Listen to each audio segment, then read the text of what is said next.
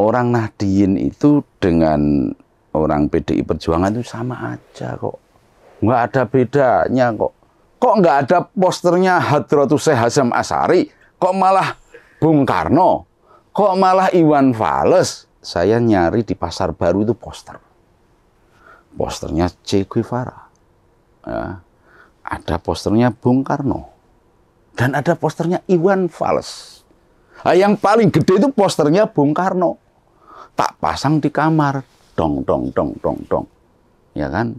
Oh, kamar saya di komplek DPR, Mas. Kalibata. Nah, itu kan tempatnya anggota DPR. Yang ada di dalam otak kita adalah Soeharto ini adalah penjahat. Itu.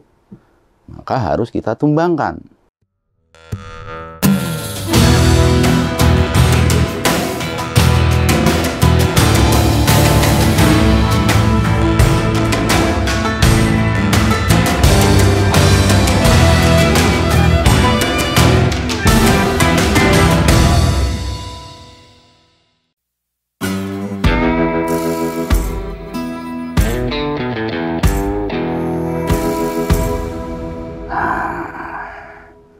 Jadi begini, kalau saya memilih PDI Perjuangan itu juga bagian dari sebuah keinginan yang tidak bisa terbendung. Jadi ketika saya masih kuliah, ya, di situ ada saya nyari di Pasar Baru itu poster.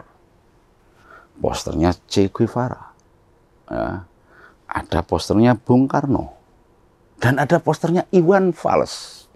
Nah, yang paling gede itu posternya Bung Karno. Tak pasang di kamar.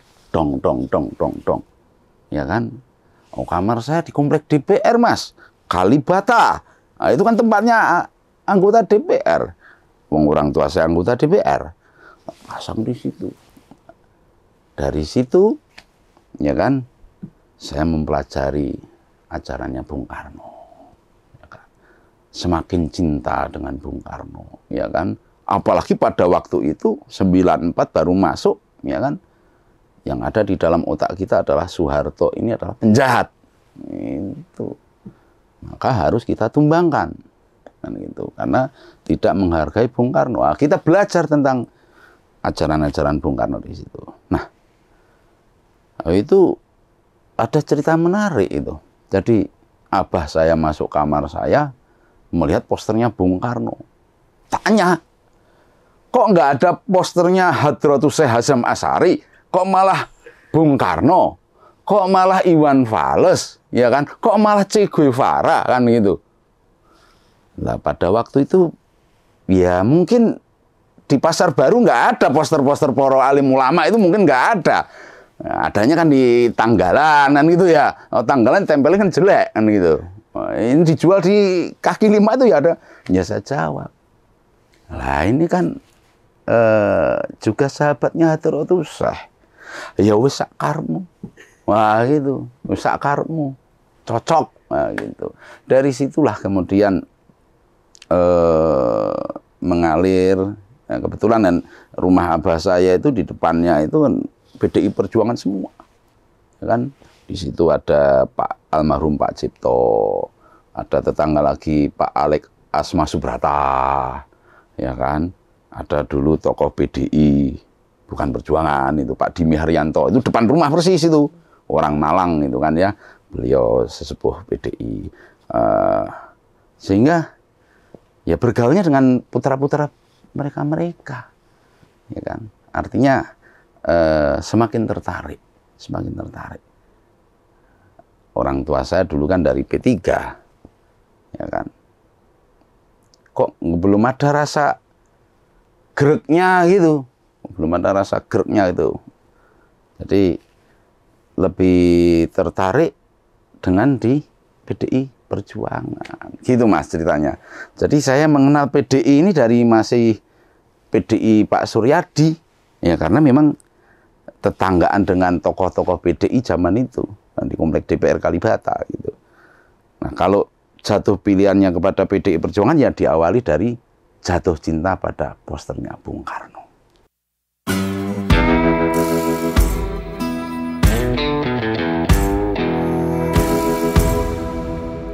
Sesungguhnya begini, orang Nahdliyin itu dengan orang PDI Perjuangan itu sama aja kok. Nggak ada bedanya kok. Yang di grassroots ya podo wae kok. Yang kondangan, yang selamatan, yang tahlilan itu ya wong NU, ya wong PDI kok, ya wong abangan kok, gitu loh. Jadi tidak ada sebuah pembeda, tidak ada pembeda, nggak ada sebuah jarak gitu, nggak ada sebuah jarak yang sangat gapnya ini, nggak ada. Kalau sudah kita bicara PDI Perjuangan kaum abangan dengan kaum santri ya podo wae, podo-podo kaum cilik kok. Podo-podo orang yang berjuang kok. Sama-sama orang yang memperjuangkan kesejahteraan. Ya sama saja. Ya kan? Cuman ketika kita menginginkan bagaimana orang Nahdliyin ini masuk ke PDI Perjuangan, tentunya kita juga tidak bisa kemudian nyalah nih wong kan gitu, nggak boleh. Emang kita dewa apa nyalahin orang kan? Kita ajak pelan-pelan itu, pelan-pelan. Justru dulu ketika kampanye pertama 2009, mobil saya ada brandingannya PDI Perjuangan, naruh agak sana itu di sekitar pondok, jangan deket-deket gitu. Abah saya bilang gitu, jangan deket-deket pondok, kaget nunggu wong. Pelan-pelan dulu, akhirnya kita pelan-pelan. Yang pada akhirnya kita menyadari betul bahwa sing jenenge tujuan orang itu mau ke Jakarta, ya toh, arep beli tiket gak punya duit, mau naik pesawat gak punya duit, ya kan?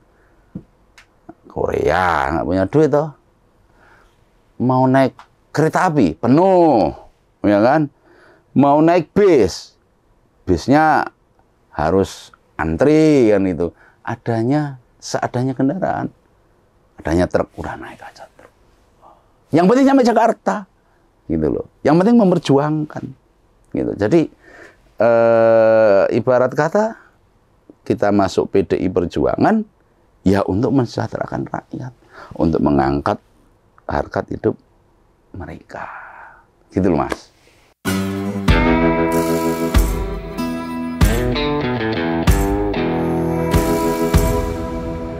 Jadi saya ini kebetulan lahir cepret itu sudah NU, ya kan. Lahir ceprot itu sudah NU, ya kan.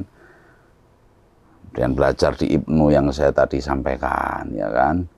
Kemudian saya masuk ke lembaga dakwah NU, ya kan. Kemudian masuk di wakil bendara PBNU 2 periode, sekarang ketua PBNU, ya kan. Kalau balik lagi pertanyaan soal Baitul Muslimin. Baitul Muslimin ini didirikan kurang lebih 2007 oleh almarhum Pak Taufik Kemas. Beliaulah yang membidani, salah satu yang membidani terbentuknya Baitul Muslimin. Kalau lihat logonya Baitul Muslimin, itu adalah logo dari masjid yang ada di Palembang. Menara masjid yang ada di Palembang. Pada waktu itu Pak Taufik Kemas dengan Pak Kiai Hasyim Muzadi dengan Pak Din Samsudin kemudian membuat wadah yang namanya Baitul Muslimin. Baitul Muslimin ini isinya macam-macam. Ada dari NU, ada dari Muhammadiyah, ada dari GMNI, ada dari PMII, ada dari Persis, ada dari IMM, ada dari IPNU kayak saya ini. Kan itu. Kalau saya IPNU pelajar terus sampai kapanpun masih pelajar gitu loh. Nah, ini kemudian bersama-sama di dalam Baitul Muslimin ini bagaimana wadah keislaman, ya, Islam Nusantara yang berkemajuan untuk Indonesia Raya ini, wadah inilah yang kemudian yang benar-benar bisa kita glorikan, ya kan. Wih, PDI Perjuangan nih sini ya wong Islam enek yo, gitu loh. Ya ada loh, wajah Islamnya juga ada loh, kan gitu loh. Sehingga persepsi masyarakat itu kemudian tidak melulu menuduh pada PDI Perjuangan dengan stigma yang kurang baik, gitu loh. Itu tidak ada. Sehingga alhamdulillah ya Baitul Muslimin dari 2007 sampai sekarang semuanya udah terbentuk sampai level pengurus cabang, ya kan. Dan alhamdulillah dengan begini ya orang-orang NU pada akhirnya ngerti, oh di PDI Perjuangan itu yo anek wadah itu ada tempatnya toh, namanya Baitul Muslimin, sehingga banyak berbondong-bondong di situ masuk di Baitul Muslimin, ada kiai, ada ustadz, ada gus dan sebagainya yang sama-sama membesarkan PDI Perjuangan. Iya, jadi kalau kita lihat wajah Muslim yang ada di PDI Perjuangan itu ya semuanya sama. Alhamdulillah kita sebagai kader di PDI Perjuangan yang juga berlatar belakang Muslim, ya kan, yang kebetulan juga saya di pengurus PBNU gitu ya, nggak ada itu. Justru kita ini dikasih karpet merah sama partai. Baitul Muslimin dikasih karpet merah sama partai. Bagaimana menghimpun sebanyak-banyaknya kaum muslimin se-Indonesia ini bisa masuk PDI Perjuangan. Karena memang di PDI Perjuangan ini semuanya satu menyatu, gotong royong untuk kebesaran partai, dan tujuannya adalah untuk Indonesia Raya lebih bagus, gitu loh. Nggak ada kemudian diskriminasi, ini wong Islam yang PDI disingkirne, wah nggak ada. Nggak ada. Jadi semuanya baik, fine aja.